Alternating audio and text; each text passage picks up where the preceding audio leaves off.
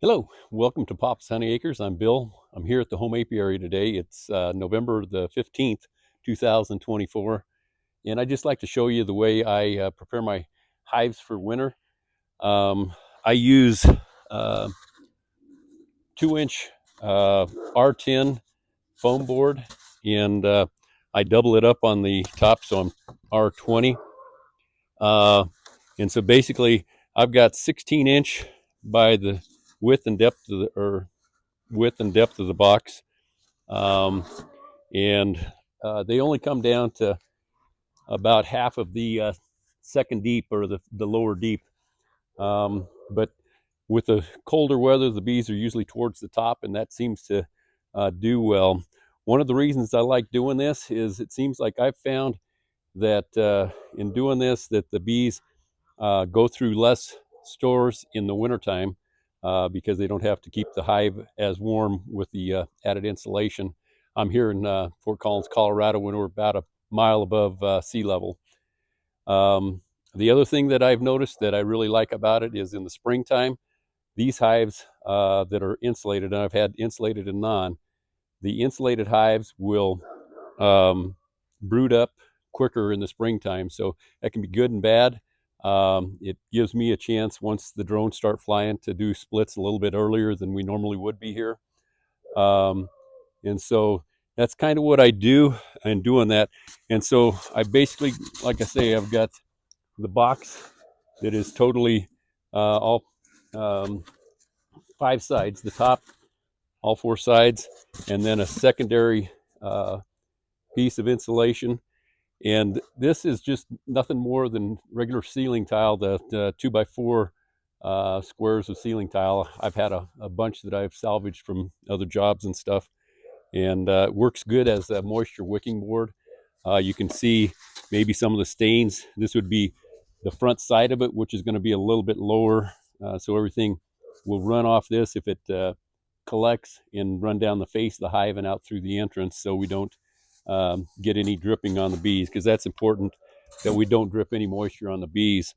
And so what else I'll do in that is I'll take and I'll lift the back of the hive up, put a 3/4 shim underneath there. And matter of fact, usually I'll just use the entrance reducer and put that there. And where the entrance reducer is, I'll put a mouse guard and protect them from mice and in that. So I also weigh the hive. I'll take and see how heavy the hive is. If the hive seems a little light, I've got some Hive Alive fondant that I like to use to make sure that the bees make it through the winter. And with this system, I can check in the winter on a warm day. I can pull that off, pull the lid off, and add fondant if I need to at that time, if the hive seems to be uh, too light. So with that, we'll get started on this first one. And basically what I do is just get the weight off. I'll take the 2-finger method, see the weight on it. The weight on this is really good, so I don't need to do anything with the weight of it. Um, then once I see what the weight is, I will add a shim board on that.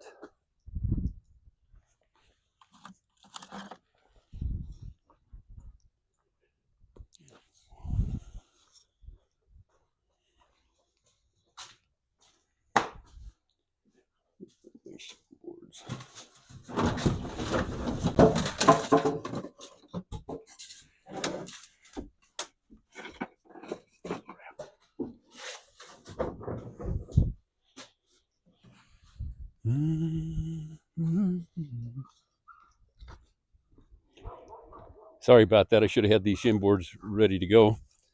Um, anyways, I'll just take and get this lifted up.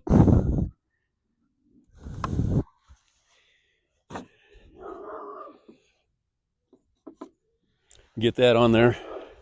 And so that'll take care of getting it pitched towards the front to help with the moisture and stuff. Then take the top cover off, and then I've just got coroplast that I've got here to keep them down. The bees are fairly low in this box, it looks like. And so the other thing I've done, so the first thing I'll do, check the weight. The weight's good. So now I'll take and put this inner part on. It's got the ceiling tile and then the 2-inch foam. Place that on there. And then I take the top, which I've added coroplast to, because this insulation will disintegrate with ultraviolet rays and stuff. So if you can do that, it'll just make your foam boxes last longer. And so that's got it all taken care of there.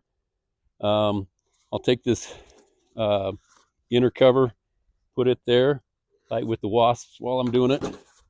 And I guess you can take a nap there. And put this back on. And I can't remember if I got the entrance reducer. Yeah, this has got the entrance reducer. So I need to put the mouse guard on. And I will put a veil on, since I'll be on the front of the hive there.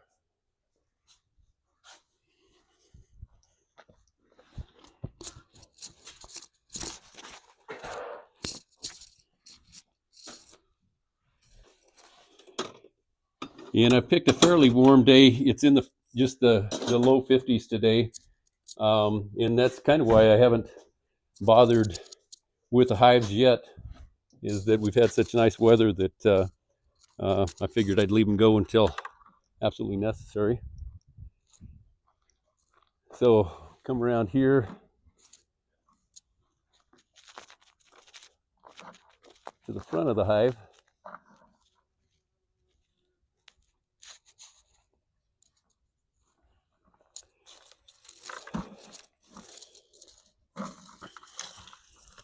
We just take the entrance reducer out of here.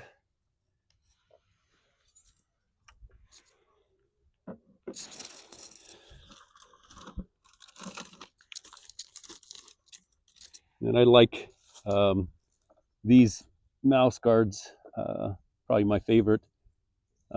Basically, they're just a metal heavy-duty mouse guard. And I can leave these on because they've got enough area on here that I can leave them on through the winter or through the summer, and not even have to remove them for anything. So you get those on there, and then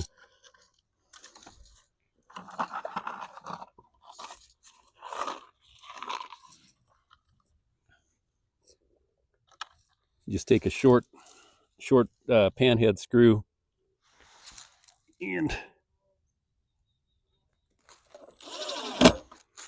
screw those down.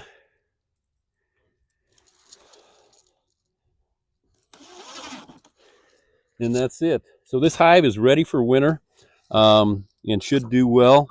I've done my mite treatments, and I will come back in around the winter solstice and hit this hive one more time with acylic acid vaporization. And the good thing about that, doing it at that time of the year, is there generally is no brood in the hive at that time. So all the phoretic mites are going to be exposed to the acylic acid, and you'll really knock them down 100% or close to it. So anyway, if you like this video, this is the way I do it. As Mike Berry says, this is not a how-to video, but it's the way I do it. It's worked well for me, and it's fairly simple once you get your boxes made, and that you can go through this. I guess the biggest drawback of this is you need storage area, because these boxes, if you have several hives, take up quite a bit of room for storage. So anyway, if you like the video, I appreciate if you get a thumbs up, share it, and hit the like button. If you're not subscribed, please subscribe, and these videos will be taken out to you when they come available. So thanks for watching, and I'll be making more. Sorry, Jeff. Take care. Bye.